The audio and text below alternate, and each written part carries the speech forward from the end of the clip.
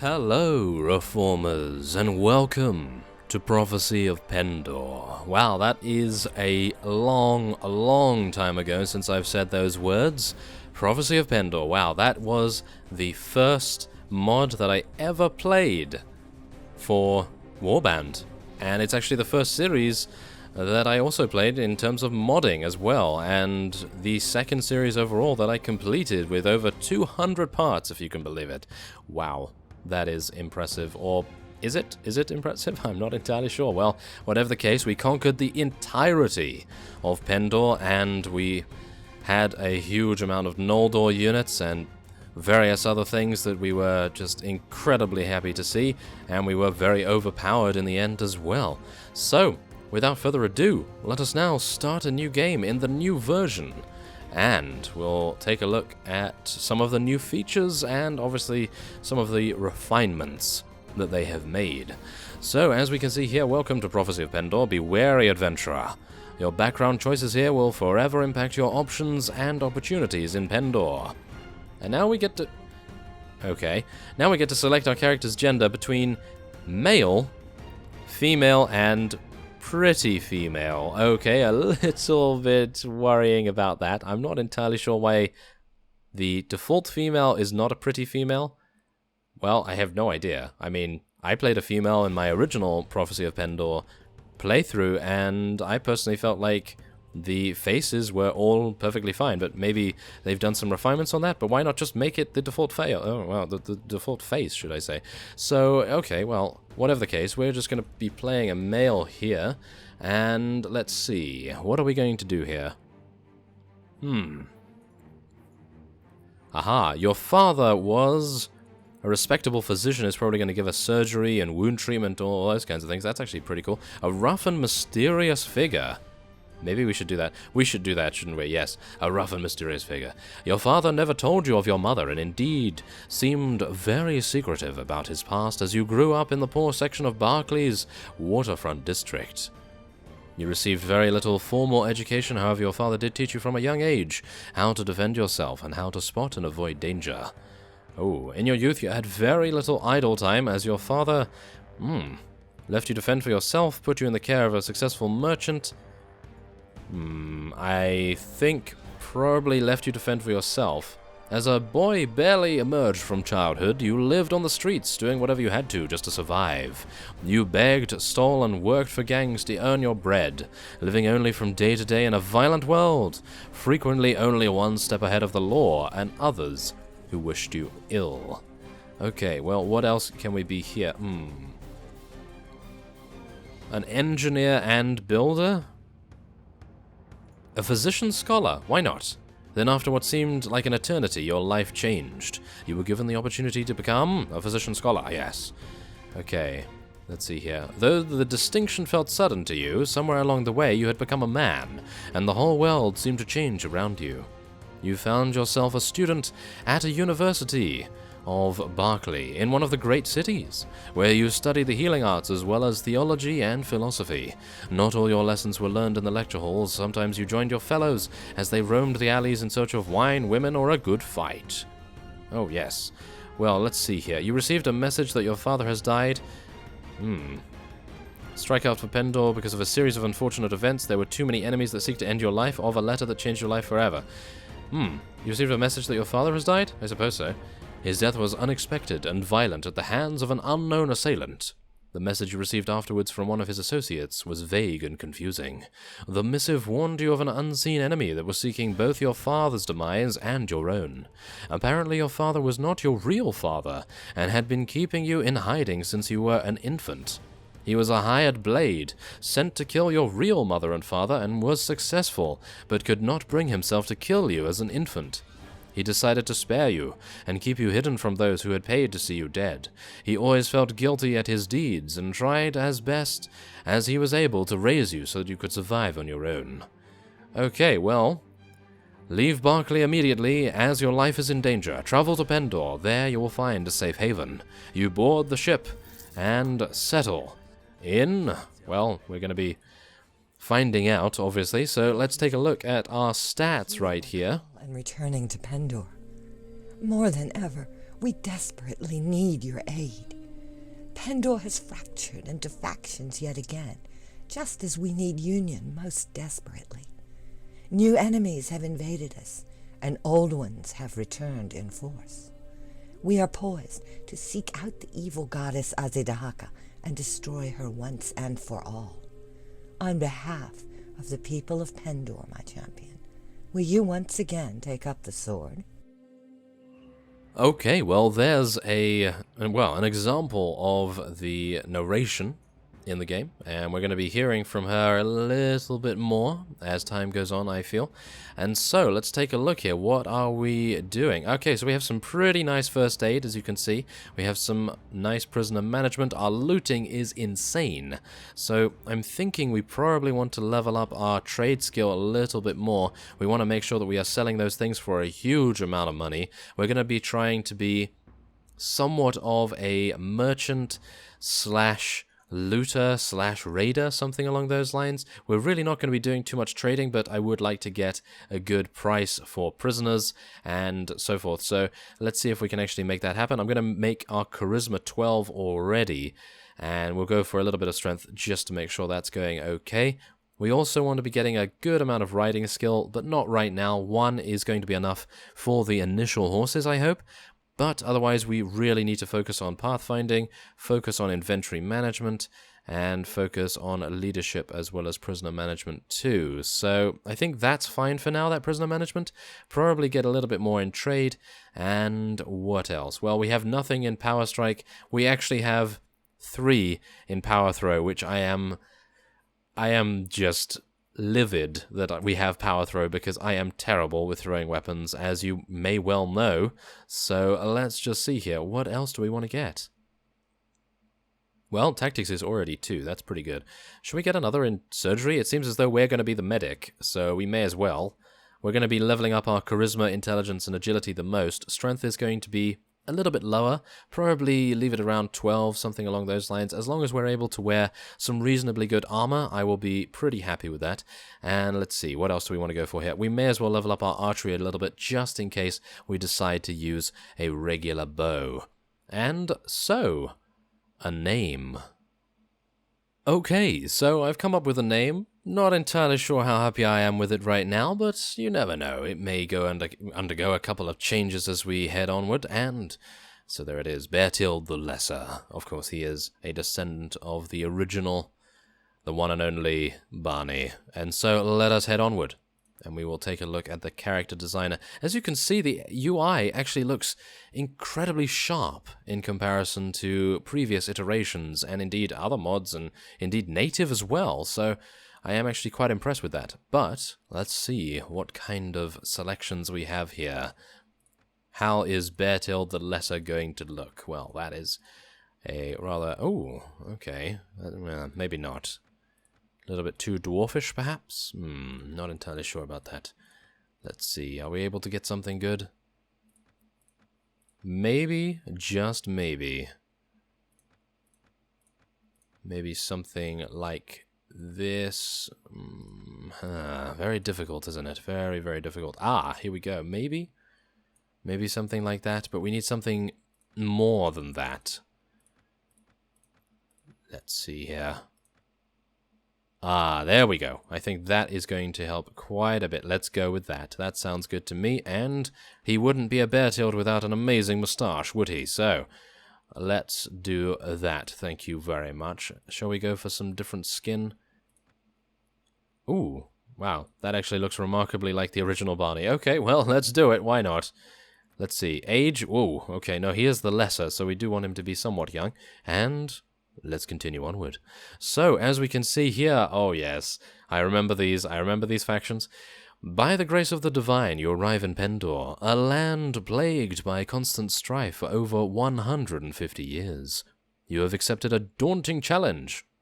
To stave off the influence of evil, reunite the warring factions of the Old Kingdom, and create a new possibility for Pendor.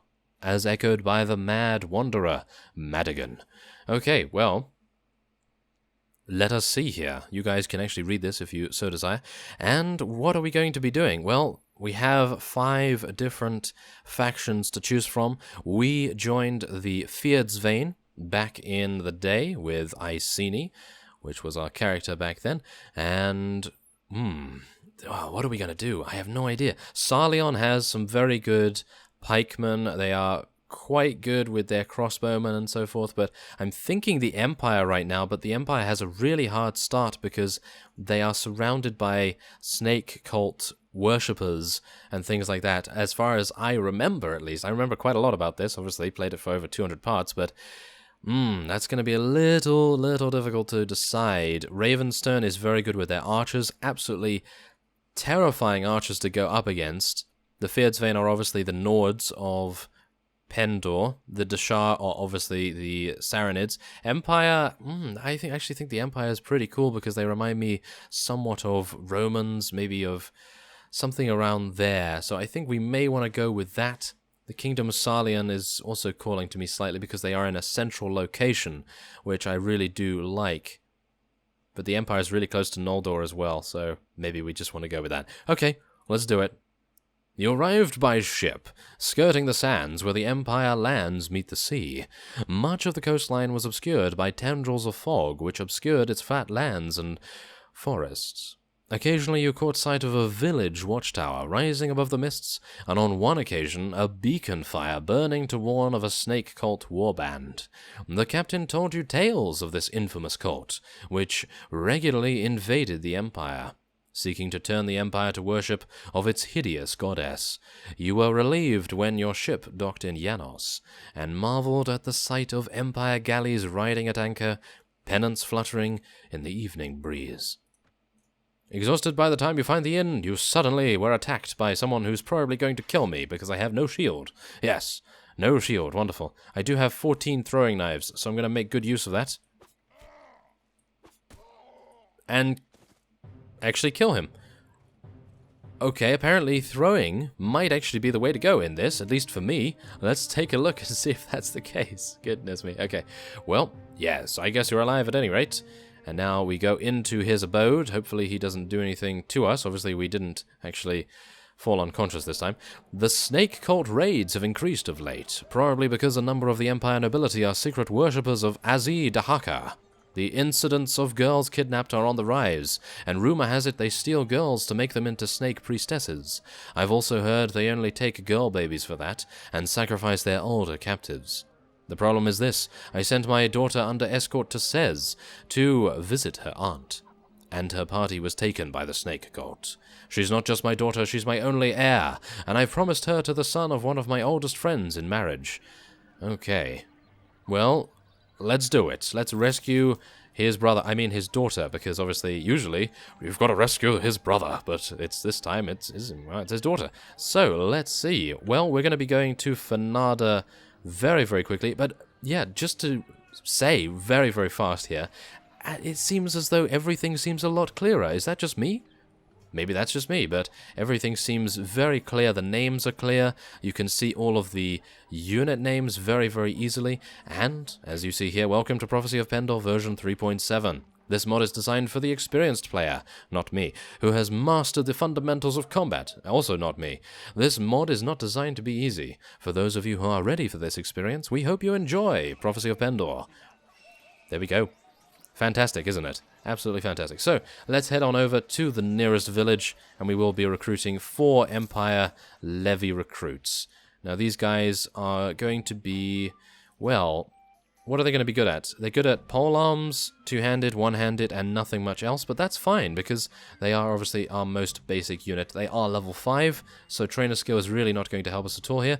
But look at our looting. Our looting skill is just insane. So let's see if we can make a good go of it, shall we? We're going to be moving on over to Glunmar. We do actually have a very nice balance of the amount of units surrounding this area right here. I am sounding surprised for a very good reason, because usually in the old Pendor, you would be almost attacked immediately by some snake cult warband or whatever, and it seems as though they have done an amazing job at balancing the initial area where we can actually do battle with some robbers immediately.